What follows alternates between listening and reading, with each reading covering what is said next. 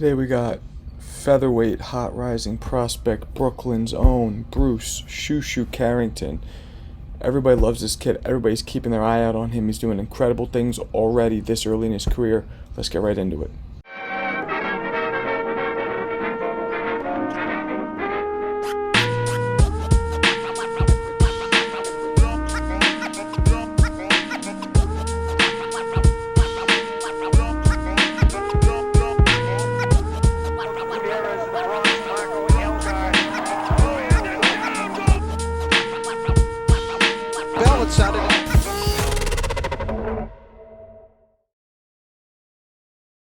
Let's ask. What's up, man? Yo, what's up, champ? How you doing? I'm doing good. I'm doing good, man. Doing great. You shouldn't. Yeah, I'm in the car. Yeah. Yo, only got high flying in the car trick, huh? So what weight are you fighting at again now as a pro? I fight at featherweight. Okay. Yeah. Yeah, man. So you're I'm in Brooklyn. You're a Brooklyn native, right? Yeah, Brooklyn native. Yeah. All right. Yeah, I'm from Brownsville. Brownsville. That's Yeah. a lot of pedigree out of Brownsville. Zab, Yeah. Judah, Shannon Briggs, Tyson. Evan Mustafa Muhammad, Daniel Jacobs, Riddick Bowe. Yeah. Wait, I drove through Brownsville one time. Say it again. I drove through Brownsville one time. You got don't ever stop. You don't need to stop in Brownsville. Just drive through it. I said I drove. You got to forgive Jeremy. He's from California, so in LA, they're a little off. You get a little jealous. Hey man, I give you a little tour through Brownsville if you're with me, man. If you're with me, I give you a little tour. Oh, so we could actually stop and. Yeah. You know what I mean? Yeah. That'd be so cool. So, hey, how'd you get into boxing, man?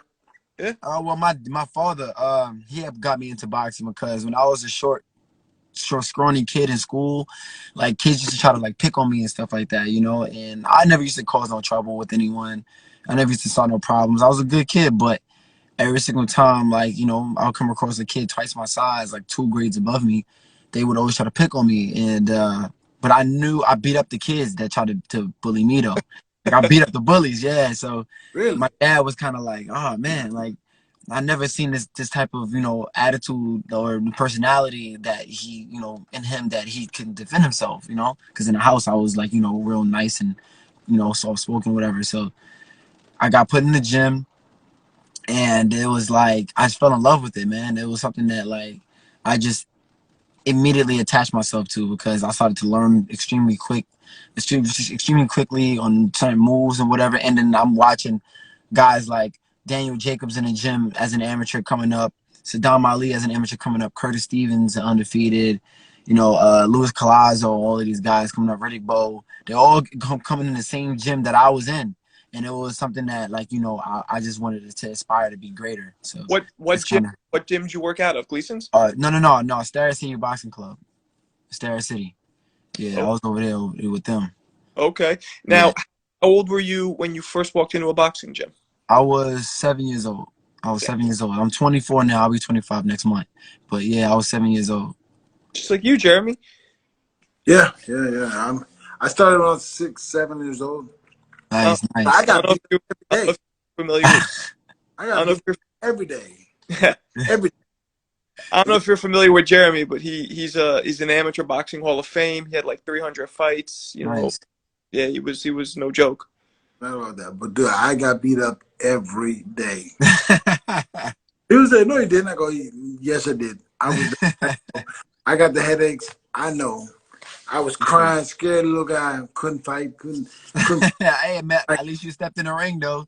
You had enough heart to step in the ring. A lot of people can't do that, so yeah, that's true. You gotta pat yourself on the back for that one. That's true. That people don't realize. That's what drives me crazy about because I fought as well, about all those keyboard warriors who talk so much. They don't realize what it takes just to step inside the ring. Right, true. So all right. So you started boxing at 7. How old were you when you had your first amateur fight? I was 8 years old when I had my first amateur fight. Yeah, they started kids out young. Like, I started out when I was I think the first age where you're eligible to fight is when you're 8 years old. And that was my first time I fought in a Silver Gloves tournament. It was a big tournament when you're coming up in the amateurs and stuff like that. Like, I just got thrown to the wolves immediately. But, it was something that I loved, you know, because that made me get better exponentially, you know, in a short period of time by going to those tournaments. Like they have tournaments like ringside tournaments. They have the Junior Olympics for us and everything like that, you know. So we get all these different experiences fighting all these guys from all over the country, you know. How'd you do in the jails? I medaled bronze in the JOs. I medaled bronze in the JOs. Yeah. Gold medal. Hey man. Hey. Well, you guys have something in common. Jeremy was also an Olympian, and you were an Olympian as well, right? Yeah. I mean, well, I qualified, you know, for the qualification team, but I wasn't able to go to fight in Tokyo because of the pandemic. The pandemic messed up my qualifications, and they took that, you know, dream away from me, and they gave it to someone. They gave it to someone else. Why'd they take you specifically? How come you couldn't go? No, I mean, well, it wasn't just me. It was me and a few other people that was on the team because, see, in the pandemic, they went off of the rankings from 2017 to 2019. They didn't have any rankings for 2020. I was number one for 2020. Makes sense. You know what I mean? So when, you know, the qualification tournaments didn't go through in 2020, they was like, okay, we're gonna use the old rankings, and put those guys on the team. So Wow. Okay. yeah. That's So weird. I qualified. I did everything. Like when I went in the Olympic trials, I fought I was the number 8 seed. I was the last seed, and I fought all the top 4 seeded guys, and I beat all of them, and I won the whole tournament and got the best boxer award of the tournament. Wow. And you know, so I did everything I was supposed to do, you know, and you know, but you know, things happen for a reason, man. So you have a nickname, Shu Shu. Can you tell us how'd that come about? Why is it Shu Shu? Yeah, a lot of people you know, ask me that, but honestly, it's just the baby name. It's just the baby name that everybody, you know, my dad called me around everyone and stuff like that. But it has the Egyptian meaning. It has an Egyptian meaning, the one who rises above all.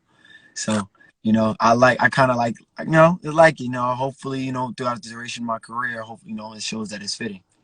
Yeah, I mean, it's good. How would you like to see? How would you like to see your next 3 or 4 fights come out? Like, you know, would it be ones get you to a title, ones that, or you're still in the learning process? I mean, no, I'm still in a learning process, to be honest. There's no rush for me. There's no rush. I'm not trying to be on a fast track to a world title right, you know, at all. I'm still young. You know, guys that's like 24 years old starting out. I mean, people try to not say that that's, you know, young, but that's still young, man. And I got time on my hands to, you know, perfect my craft even more and put in these extra rounds, and you know what I'm saying? Like, I still got a lot to learn. You know what I Yeah, mean? of course. Well, what age did you turn pro? I turned pro at 24. I turned pro in October, last October, under the Deontay Wilder Tyson Fury card. That was my first fight. That was your first show. Oh, okay. Yeah, the Tyson Fury Deontay Wilder 3. So that was my first fight under that card. All 3 wins are knockouts. No. I'm 3-0 with 2 knockouts. 2 knockouts. And my first victory went to decision. So you have really good speed and really good power behind it. You throw the punch. You know, me and Jeremy are both fighters, so we get the mechanics. You know, you go from point A to point B in the shortest distance. You really is that something that you work on doing, or is that something that came natural to you? How to throw those punches so crisp? I would say in terms of the speed, I always had speed like naturally and everything like that. But in terms of like throwing it correctly and, you know, the technicality of the way how I throw my punches, that was definitely worked through over time with the years that I've been boxing. But I think I perfected it even more once I got with my coach, Coach K. Like, he made sure, like, that guy's like a perfectionist when it comes to like boxing and teaching the game. You know, there's so many things that when I went to him, and so many things that I thought I was doing right, and I was just doing, you know, so many things incorrectly. I felt like I was learning boxing all over again. You know what I'm saying? Like, it was like, I was like, dang, I was getting so frustrated with so many things that we were doing, but only because like I just thought that I knew everything. So it was just like, you know, but I like the fact that, you know, he does that and put that into my arsenal because it shows in a fight. Now, you know, you kind of see me setting up certain shots and, you know, building, you know, breaking my guy down and, you know, making sure I get the job done at the end of the day. Okay. Well, that's cool. What so you're fighting what, 8s now, or what are you doing? Nah. I'm fighting six. Like my last fight was my first 6 rounder. How'd you So feel? I felt great. I felt great with Did you do? say it again. Did you do six? We did not. No, I just went 5. Like I got him out of there in Yeah, 5. you did fine. But I remember doing my first six, eights, and tens, and but actually the first time I actually did 10, I was like, man, Yeah. fuck. Because remember we were only doing 3 threes. rounds. Yeah. Yeah, I so, didn't like the 3 rounds. I honestly didn't like it because I always kind of had a pro style, and like early in my amateur career, it was like I would lose to certain guys only because I would, you you would know, I would get to them, like you're right. I would figure them out by like the end of round 2 or round 3. You know you what I'm got saying? one So round to work. yeah, exactly. So I was the type of guy that I just adjust with time. So but that pays off more in the pros than in the amateurs. You know what Yeah, I'm saying? definitely. So it was kind of like a good. It was the best thing for me to turn pro because like you really get to see me showcase my skills, and I really get to put in that work for real. And And I when get you more do your performances. when you do your first 8 and 10, I mean actually do them 8 rounds, 10. Mm. Do it. And if you're a second half fighter like you're saying you are, I can't hear you. You went You're mute. a little muted. I don't know what's happening. Um, Yeah. so until he comes back, is there any fighters that you looked up to that you man. emulated their style? Yeah, oh, definitely. First and foremost, Mike Tyson, 100%. From Oh, Brownsville. So, yeah, like I started out fighting similar to him because, like I said, I was short and everything like that. So everybody that I fought coming up, like they were taller than me. So I had to implement that style coming into the game. But after a while, I started to notice that the style wasn't made for my body type because Mike Tyson is just, he was big and, he's a brute. And Thank I don't you. have, yeah, I don't have that, well, physicality that he does. a, So a I side started, a side note, not to cut you off, yeah, Jeremy. yeah, We met. We were both training under Kevin Rooney, who, if you remember, yeah, used to Mike Tyson. yeah, he did, That yeah, yeah, that's how that we both learned in Catskill. But Jeremy's almost 6'2". I was yeah, 5'11" for a junior middleweight. I feel like if you're tall, it's not the style for you. Yeah, yeah, yeah, Or tall. definitely not. So I'm sorry. Go ahead. What were you saying? Yeah, no, I was also saying that I naturally, after a while, got away from that style and, uh, how can I say, got my attention just grabbed from Floyd Mayweather. Like, I think the first fight that I've seen him, I think he fought Philip Ndu, and he knocked him down with like 3 or 4 right hands, just bah bah bah. And I'm like, yo, who is this guy? Like, I never seen anyone fight like him. I never seen anyone fight, with that style. Like, I could always picture someone fights like somebody. Like, this guy fights like this guy. This guy fights like Sugar Ray. This guy fights like Muhammad Ali. I never could pinpoint who Mayweather fought oh, like, and you that he was just so couldn't match. unique and he was just so dominant in the ring. I just clinged on to him, and I realized his style of fighting was more so, compatible with me and my body type, and and the way how I think and stuff. So that's why I chose to go that route. Well, from the fights that I saw from you, you look more. I mean, you're very slick and you got really nice moves, and I like the way you box. But man, you got power, man. God. Thank you, man. And Thank you, man. I know, because I'm a power puncher too. Power comes from your hips and your legs, man. Yeah, it's from your legs. Yes, definitely. So when I watch fights, I watch the hips and I see what's really making this stuff work, man. I was like, damn, this guy like a ballerina, bro. Which is that's that's saying that's giving you a high compliment. Very Yeah, finesse. thank you, man. Appreciate it. It was really Yeah, nice. I God, think I think the speed also. The old saying, the punches that they don't see. And they don't see. Right, So right. that on top of it. So are you having problems making 120, 125 or six? What's feather? 126. No, I'm Six. not making. I don't have any problems at all. Like making 126. I'm vegan. Well, let me not say vegan. I've been on a plant-based diet for 4 years now. Really? Yeah, yeah. So making weight is never an issue. Making weight is never a problem. I never struggle with weight. And You what know? what difference did you see in your body when you began the plant-based diet? Oh man, the energy. The first thing was the energy. Like I used to just not be a morning person.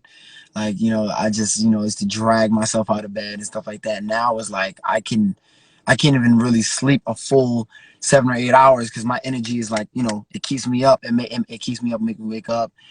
I'm definitely a morning person now, and also I don't get sick as much. Like I used to get sick probably like 4 or 5 times a year, and that's right there was like compared to now, it just seems like no, somebody trying to get parking. No, but yeah, now it's like I barely get sick throughout the year. So, or even if I do get sick, my recovery is like in 2 days. Like I get back on my feet in 2 days. So it's a lot, that I feel with that differently by being vegan. But definitely the strength. Like I don't think I would hurt guys back in the day, but I don't think it's like it is now. Mm. Like now it's like I feel like I'm like physically just bullying guys sometimes, and that's all due to my diet. Like, you ever heard the term you got to be healthy as an ox? Like, you want to be strong as an ox? Yeah. Yeah, When have you ever seen an ox eat meat? never. Right. You know what I'm saying? The Yeah, strongest animals in the world don't eat meat. Gorillas, elephants, yeah. buffaloes, and all Never. this stuff. And, You got to think about that stuff. You yeah, know? there's something there. The fastest animals. Like the deer. Oh, Yeah. yeah, we got cheetahs that eat meat. Yeah. No. Cheetahs, Not every, cheetahs eat meat, but but it's they're not the strongest animals, though. My very point true. is, Very they're true. not the strongest animals. The They strongest pretty animals goddamn in the fast. world are the gorillas and those animals that are vegan. Have yeah, no, I mean, yeah, that makes sense. I'm actually thinking about doing the same thing, cutting down and like, do you cut out sugars and carbs and all that as well, refined sugars and Oh, carbs? no, I wouldn't say that because that means sugar is still vegan. It's just more so like brown sugar. Like it just it depends on how deep and strict you want to get into it. But carbs, you still need your carbs and starch and all of that because for energy, for when for a guy like me, when you're an elite athlete, you kind of need all of that. You know what I'm Mm. saying? So I feel like I still eat that, but some people are like real strict when it comes to they're like, oh, no honey. uh, is he? Can you hear me or was it I hear him? you. I'm just telling him that Okay, we. you hear me. Okay, yeah, I him. Yeah. can. Oh, Okay, we can My hear you now son too. called me. Yeah, we oh. can hear you now too. My Okay. son called me. Dad, can you send me a picture of some tan shoes? That's Um, I was gonna ask you, who have you sparred with any fighters, like notable fighters you could tell us about, like really learn Oh, from them? definitely. I sparred with Shakur Stevenson. Oh, I've sparred with Christopher Colbert, Richardson oh, Hitchens. I've sparred with Tank. I've sparred with Joshua Greer. I sparred with a ton of guys during my career. these guys working with you? Are they you learning or are they working? Hold What you on. mean?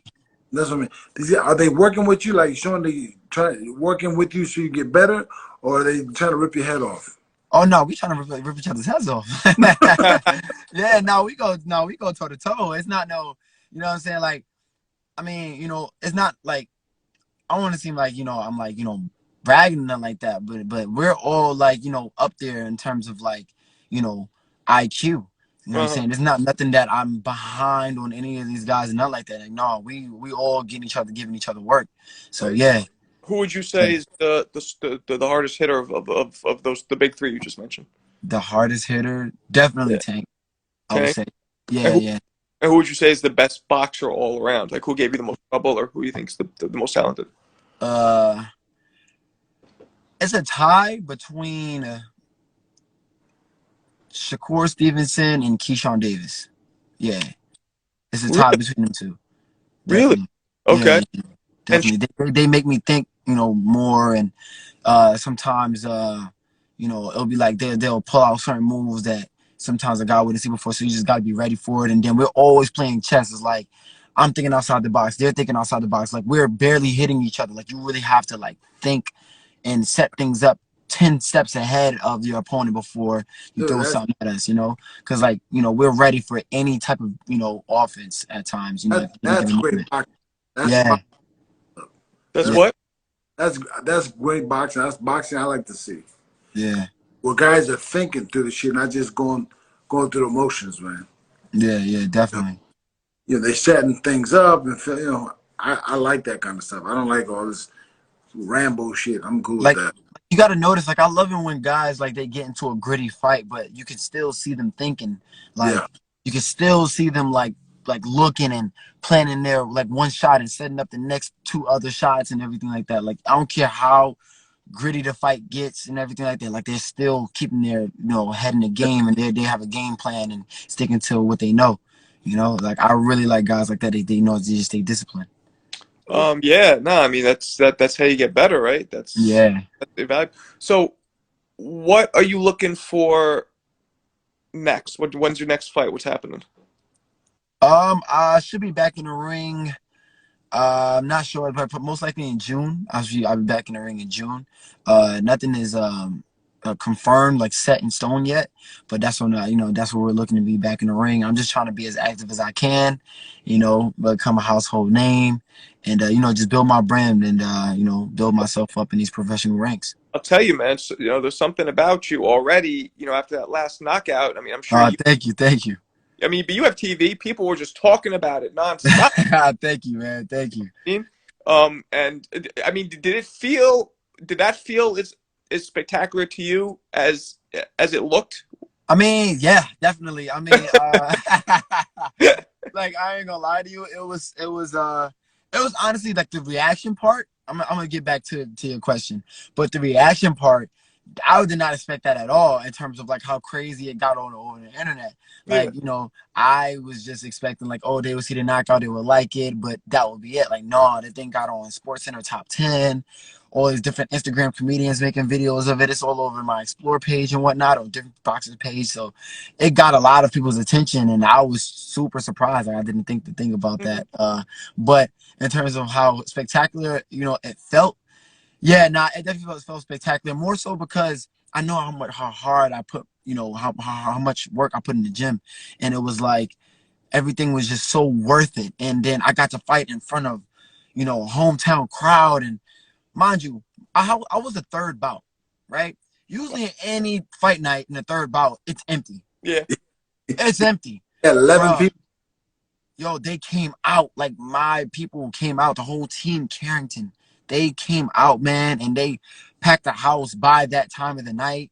And when I got the knockout, they just erupted. Like, I see everybody, like, running towards the ring as I'm up on the ropes, and it was just like, yo, that's it. Everybody's going crazy. Da, da, da. Yes, it was spectacular. It was electric. Yeah. I mean, it was electric. It's a great feeling when your work pays off. Yeah. Feels really good. Yeah. Yeah, that's great. So, if you could fight one of the champions at your weight right now, who would you want to fight? Anybody that got a belt. You don't care. Not one person. It's anybody that got a belt. Anybody got a belt, and in due time they'll see me. Do you see yourself staying at 26? Or you think you're gonna go up to 30? Nah, I'm staying at 26 for a while. You are. Yeah. I definitely want to I definitely want to unify the division, and then at that point, then we'll think about going up. But isn't it? It's just a few pounds north or south. So I mean, you could essentially you could grab a few belts. Yeah, definitely. No, I mean, definitely, that's true. But I definitely want to just take one step at a time when I do that, and adjust properly to the. Ideally, you want to become champion first. Yeah. And then look around. Exactly. That's the game plan. Focus right here. Grab that. Okay. And then we look abroad. Where am I going to get the most money? Because this is money game. Yeah. And money exposure game. Money and exposure. Right. And speaking of that, so who's your management? Well, I'm under the Top Rank promotion. But okay. My manager is my father. My father's my manager. Okay. Yeah. Okay. How's that going? Bruce Carrington Sr. So, sometimes when you mix family with business, it gets a little. No. Me and my dad, we kind of we're on the same page about most things. Like 9 times out of 10, we're always on the same page about things. And then that 1 out of the 10 is like something that we can compromise and work together with. So it's never been an issue with me and my dad, or, what I'm saying? I feel like we know what our plan is, you know what I'm saying? So we've been working on that since we were in the amateurs when I was a little kid. It's literally like, you know how can I say? You know how like when a genius goes through, I'm not trying to call my dad a genius, and you know he kind of is, but you know how when a genius has a plan, but it sounds crazy, so people don't believe it. Like they can sound stupid, like, oh y'all get out of here. That doesn't make sense. Why are you gonna do that? But then when the plan actually goes through, they're like, oh my God, this guy, you know, how did he think about that? He's a genius and stuff like that. Like that's kind of what was been going on throughout my whole career. My dad has had a game plan, you know, set for my whole career. Like I remember when I was younger, we went to Broadway boxing back in, I think, early 2000s. Yeah. And Lou DiBella used to throw these boxing Yeah, I events. You know remember. what I mean? Yeah. And I was on Boxing Scene. I was actually the only amateur boxer on BoxingScene.com at the time. And my dad, he drew a Mike Tyson tattoo around my eye. And I did an interview on BoxingScene.com with that. And people at first was like, oh, what is that? He's gonna do that for? And like he didn't understand why, you know, he did that. But then the years followed, so many people recognized me from that interview. Art. And even to this day, I remember when I went to Spain 2 years ago, someone recognized me in Spain, overseas. You know Wow. what I'm saying? That's Because for smart. having my Tyson tattoo. So it speaks volume, man, when you're doing certain things. So, and that is just one of the things that we've done and, you know, prove people wrong and continue to do to this day.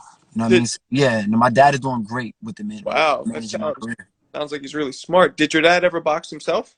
No, we were just boxing. We just That's why. watched. My dad never boxed himself. We just always watched boxing. You know, obviously coming from Brownsville, we have champions like Zab Judah and Tyson and Riddick Bowe, these guys. So yeah, a lot of people around our way always watch boxing. Wow. So when you went to the gym and for the first time, it wasn't because of him, right? It was just you thought of it your own. You wanted. No, he brought me to the gym. Yeah, it was really his idea. Like I didn't think about boxing at all, to be honest. Even though I watched it, I didn't have an interest to box. I Right. just, you know, my dad wanted me to learn how to defend myself, and also he was intrigued by me fighting kids back and, you know, beating up the bullies that tried to bully me. So Okay. that's why, you know, I got into boxing, but I fell in love with it though. Like Okay. that was something like I fell in love with, man. Like so, So it's, you know, I really got interested in. yeah, I mean that makes sense. So this is something we ask a lot of people we interview. Excluding yourself right now, who are the top 5 best fighters? Do you think? Top 5 right now. Yeah. Speak. Accolades aside. Right. And it's not in order either. Yeah. No. Terrence Crawford, Canelo Alvarez, Shakur Stevenson,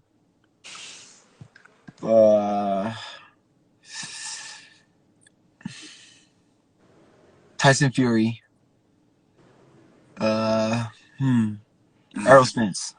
I was about to say a lot of people lately have been, and by the way, I think that's an excellent list. A lot of people have been excluding Errol Spence and putting Bud ahead of him, and I feel like Spence had the tougher competition than Bud did. So, in my opinion, his resume is just a little better.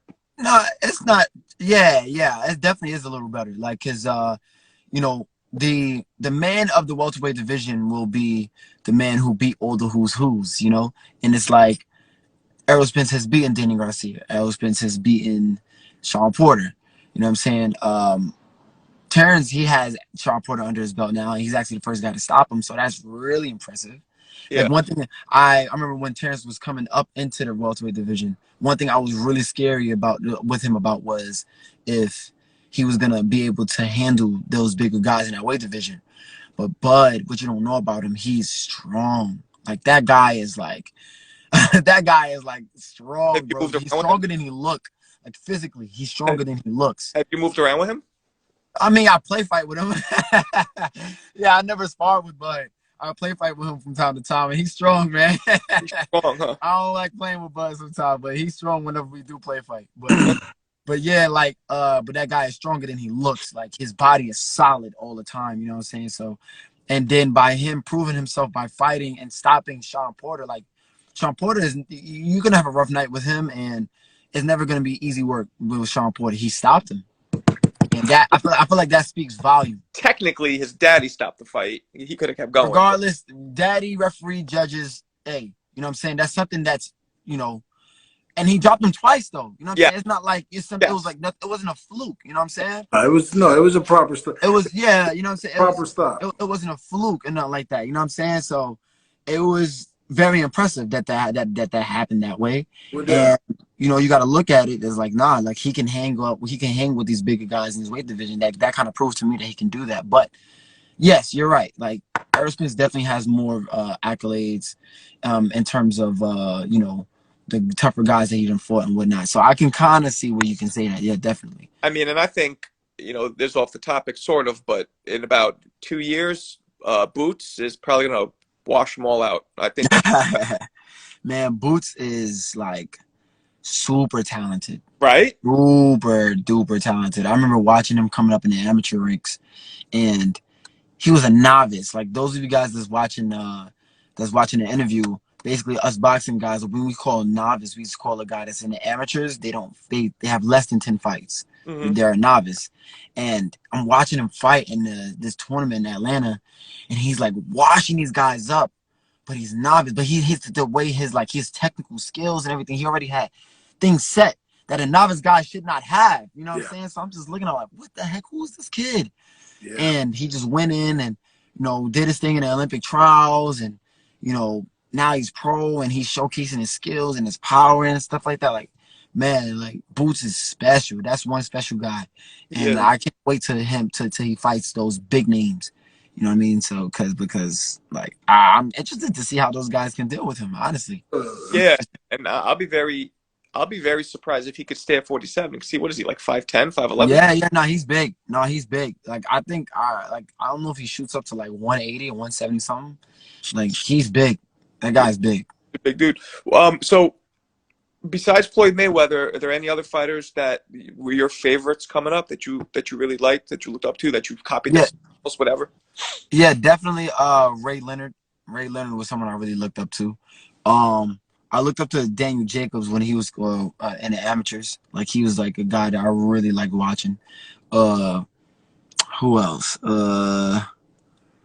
Any old guys like 80s, 70s, some of the old school? Oh yeah, no. Ray Robinson. Ray Robinson was another one for me. Like I loved watching Ray Robinson fight. Like that was one of the guys. Muhammad Ali. I started to appreciate Muhammad Ali later in my career though, because like I didn't really know what I was watching when I was first watching him, to be honest. Like I wasn't really entertained by the style or whatever at the time. But as I started to get older and I started to realize how relevant he would be in this day and age of the heavyweight division now, because how he was so ahead of his time with his skills back then. Like he was great. You know what I mean? Muhammad Ali was great. So those guys I definitely, you know, picked a lot from as well too, coming up in the rings. Yeah. What do you let's jump to the future now. It's like we're 5-7 years down the line. You're a little older, you know, middle or early 30s, and your body's already matured a little bit. You got 15 pounds extra on you, so you're 45, 50. Who would come up? Who would you want to fight if they came up with you? Who would I want to fight if they came up with me? But you know, in that same package, that same group of guys. To be honest, whoever will be the best of the best at that time. You know what I mean? I'm gonna be at the top of the podium. You know what I'm saying? But whoever's like, you know, second in line, or you know what I'm saying, whoever's like, you know, there to meet me at the mountaintop or whatever, whoever's gonna be there, you know what I mean? I want to, you know, I want to be the best athlete. Period. You know what I'm saying? I want to be, you know, not boxer, athlete. I wanted to ask you, the back of your trunk say R.I.P. Ike. What does that mean? Okay, so Ike, you know, I wanted to, like, the commentators on the Top Rank, you know, people like the shows and stuff like that, they kind of always mess it up too. But Ike is my brother that passed away. Ike is my brother. Like, yeah, he was killed back in 2014, and yeah, so I always wear him. Like, that's why in my towel, like, they, you know, mistake that because Mike Tyson wore a towel. So when I put Forever Ike, they just think I'm talking about Mike Tyson. Like, no, the towel is homage to Mike Tyson. When I put Forever Ike or RP Ike, or my gloves or my towel, whatever, or my shorts, that's from my brother. That's You know what I mean? beautiful. Yeah, that's my brother that passed away. That's great. Wow. That's Yeah, they definitely didn't explain it. I don't remember what they said, but it didn't make sense, whatever they said. Yeah. You know, they never explain it right. Like, you know, I think I told them probably like twice already, and I'm like, no, it's not. Like, they keep getting it wrong by the time showtime comes. Like, you know what I mean? So, so. Question: what other sport are you good at? oh, you know, decent at basketball, but I don't be playing with basketball no more. I don't be trying to do that. I was good. I was pretty good at badminton. Decent at ping pong. Uh, uh, do a little soccer. Little soccer. Why would it? Pretty decent at baseball and football too. Well, the eye-hand coordination makes sense. I get it. Yeah, exactly. When you're sparring, when you have a fight coming up, this is something I'm curious about because when me and Jeremy were fighting, I think people sparred a lot more. Now I'm curious where it's at. So when you spar for a fight, how many days a week are you actually sparring? About like 3 days a week. 3. Yeah, Monday, Wednesday, Friday. How many rounds are you doing? It depends. Like, it all depends on how many rounds I'm actually doing during the fight. Cause sometimes like I will do like 8 rounds if I'm doing like a 6-rounder, or like 6 rounds if I'm doing a 4-rounder. Just more than, you know, what I actually do in a fight. And then once fight week is approaching, probably like the last week or last week and a half, we'll start to fight as many rounds as we're fighting in the actual fight. So my body can get used to it and my mind can get used to it and stuff like that. What's the most amount of rounds that you sparred consecutively? I'm like 15, and I still wanted to do more. I still wanted to do more. They was like, no, get out. You're hogging the ring. Get out. I say it was about like 15, yeah. Wow. What gym are you at in New York? I'm at in New York. I train at the Cops and Kids Boxing Club in New York. Where's when I'm training in camp, where is that? It's in Flatbush, and man, what they call that? Because I live in Brooklyn. I never heard of that. Flatbush Gardens. It's like Okay. over there in Newkirk and 34th Street. Like Lefferts Gardens? I'm not sure about Lefferts Gardens. It's like Flatbush Gardens. It's like we're near the. So it's like Clinton. So it's like a PAL kind of thing? No, it's not. It's not PAL anymore. It's basically something like a PAL, but yeah, see, at Vanderveers, yeah. And that's where the projects is like. It's like over near like where the projects are over there. Okay. And are you living in New York now? No. I mean, yeah, I am living in New York, but I'm not in Brooklyn anymore. I stay out in Long Island. Oh, you're in LI. Yeah. Got fancy on it. You moving up already? Nah, I just moved out there, man. Cut me a break. You like it? Yeah, no, I love it. It's much more, you know, just it's you know, much more solitude. You know, it's not as busy. You know, less traffic. You work out and, in Long Island, or you come into Brooklyn? No, I come into Brooklyn to work out, but I also do have a gym in my complex. To whenever, like, you know, I just want to just run in the treadmill if it gets too cold or something like that, I can just do that. When I was an amateur, I went to college in Long Island for a little bit, and there was a Westbury PAL. I don't know if it's still there, but I used to go there. And there's a gym. I'm not sure if it's a PAL though. There's a gym that's in Westbury. Yeah.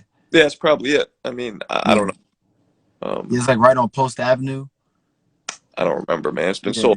I'm 45, so I was. Yeah, but it's an old gym though over there in Westbury. I think that's the gym you're talking about. Yeah. I mean, probably.